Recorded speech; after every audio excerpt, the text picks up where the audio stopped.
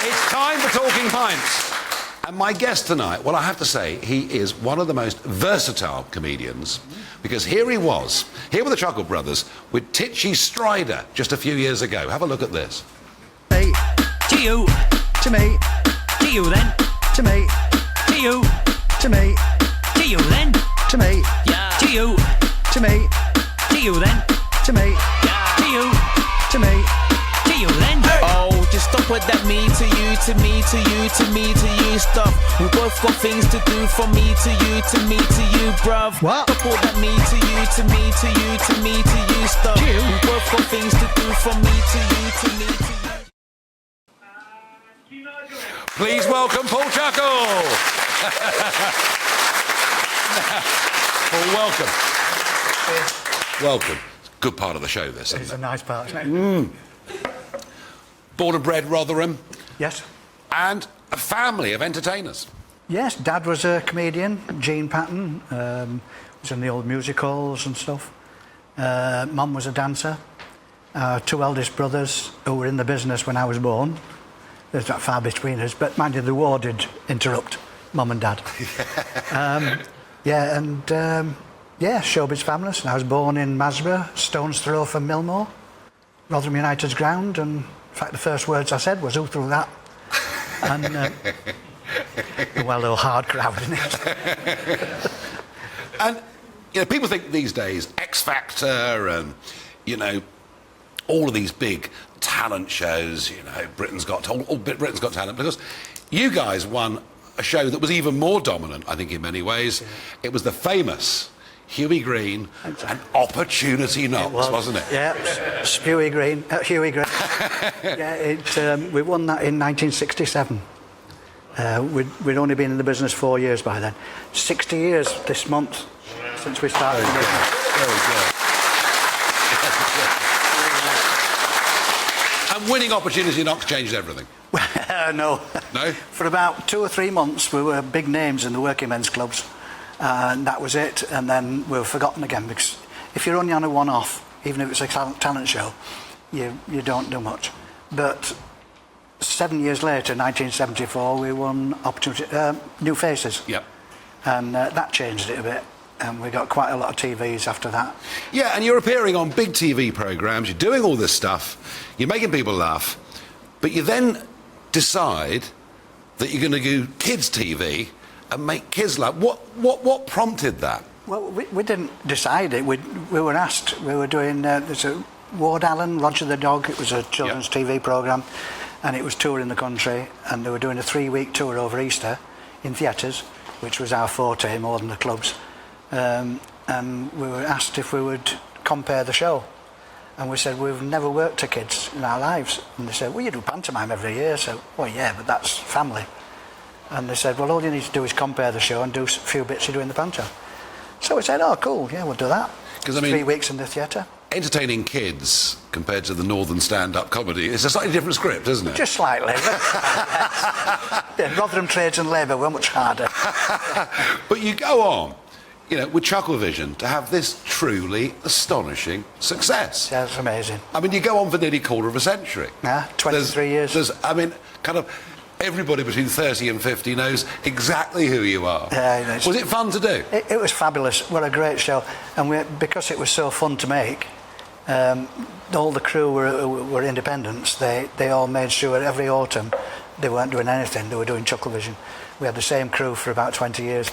And it was just absolutely fantastic. It was like the family getting back together to film it. And there you were, with your brother Barry.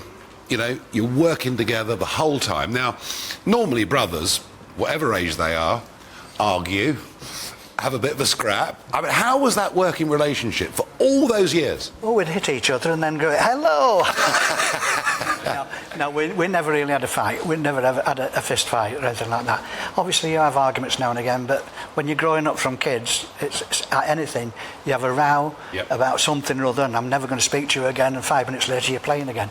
Yeah. You're going to play again. And it was just like family, that. Isn't it? That's how and I know you've said, since Barry passed away a few years ago, that you found that very, very tough. Oh, 5 years ago, it was awful. It really was. Because he hadn't told me that he'd got cancer. He was telling me he'd got sciatica, And I kept saying, well, it seems unusual you've got it down both legs. You know, it's, I've had it myself and it's agony down one leg, but not both. And he said, well, that's what the doctor tells me. And he was just keeping it from me that he'd got bone cancer. And then we were going to do Sports Relief, a sketch in London for Sports Relief. The taxi picked me up, went to pick Barry up to go to the station to go down to London, and he struggled to get out of the house. And I was watching him from the taxi and he was trying to lift his feet over the step, and his wife helped him across to the car, and he got in and I said, what? And he said, oh, I'm having a lot of pain today in the legs. And as we're going to the station, I said, we can't really, you know, go under this sketch for Sports Relief like this. For a start, as we get to the studio, the paparazzi are going to be saying, oh, look at Barry, he can hardly walk. We can't do that. So I sent him home, I phoned the manager, I said, tell him we can't do it. And the next day, then we'd got a farmhouse in France, and we went over there, and got a phone call from his wife Anne, saying he can't get out of bed. His legs are totally devastating. And that's when I said put him on the phone, and I spoke to him, and that's when he said he was always said he wanted to work until he dropped dead on stage. His thing was always entertaining, you know, making people laugh. Yeah, that's all he ever wanted to do. Like Tommy Cooper, he wanted to work forever. Who died on stage. Exactly, and he wanted to do the same thing. So he wouldn't say anything, because I'd have said, you know, get yourself sorted. And he didn't. But you, obviously it hurt you hugely, and you'd worked together, and you sort of said, you know, he was the Eric Morecambe to your Eddie Wise, and all of those things. Exactly. And yet, Paul, you could have just said, well, you know what, I've reached a certain age, I've reached 70, maybe it's time I retire. But here you are, 5 and a bit years on, and I mean, you're on TikTok, trying to entertain all the kids. You do cameo. Well, these kids now are grown up to 50 on. But you seem to be incredibly busy. What are you up to? Well, I'm sorry, but I was born in a council estate in Rotherham, and you keep working, don't you? You need the money. But yeah, I enjoy it. I enjoy what I do. I'm now a DJ. A DJ? Yeah, I do an hour's DJ spot, celebrity DJ in nightclubs and universities. I've just come back from Malta, hence the tan. I've been filming Madame Blanc Mysteries with Sally Lindsay, you know, over there, and whatever. You know, I did Spring Watch a couple of weeks ago. Yeah, anything that comes in, I just love doing it. It's just, you know, it's great. This one's even better. You get a drink with it. Well, thank you. And is it? I mean, you know, you talk about Tommy Cooper, your brother. Is that your ambition, just to keep going as long as you possibly can? Well, no. My ambition is to win the lottery and just sod off. Do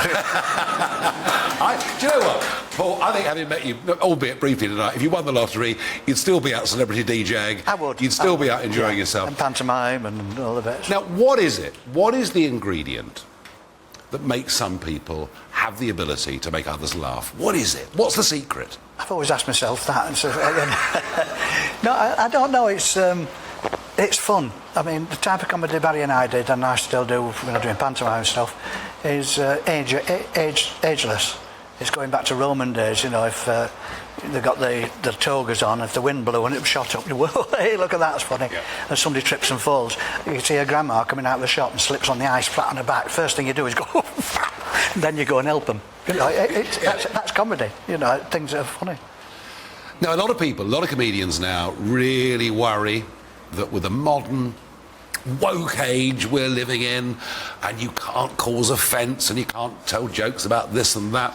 No. People like Rowan Atkinson have been really quite outspoken on this, saying, look, you know, if we kill comedy, which is what you're doing if you can't say everything, we effectively, you know, change our society and change our life. I mean, does that worry you? Nothing worries me. I'm too chilled. I'm from East Erinthorpe in Rotherham, and it's, you know, nothing worries me. No, when we won New Faces, we did a joke, a gag, dancing gag. We were stammering. I said, can I have this dance? And Barry would go, yeah. And we'd dance around in a circle. He'd go, yeah. Dance around in a circle. He'd go, yes. And we got 10 out of 10 from all the judges for the whole routine we did. And Clifford Davis said, I don't really like jokes about, people with a disability.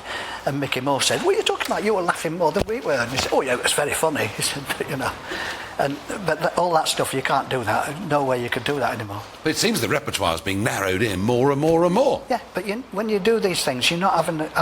we weren't taking the mickey out of people that had a speech impediment. It was just a funny joke. And the way we did it visually and things, But life has changed, Do we like the change? Well, some of us do. Anybody over 70, I don't think we like the change. I don't think there's anybody over 70 here anyway, so we're all right. One or two, but not that many. And South Yorkshire's changed, obviously. Oh, yeah. I mean, South Yorkshire, it was all steelworks and pits, things. They've all gone. All of that. There's a couple of steelworks left open, but it's a shame because, salt of the earth. Rotherham people and Barnsley people. Yeah. Good. Time. Well, there you go, you see. Full Chuckle, always the entertainer, still knowing how to get the audience on his side. And I want to say a big thanks for coming on, my guest on Talking Pints. What a great career you've had. Thank you, Nigel.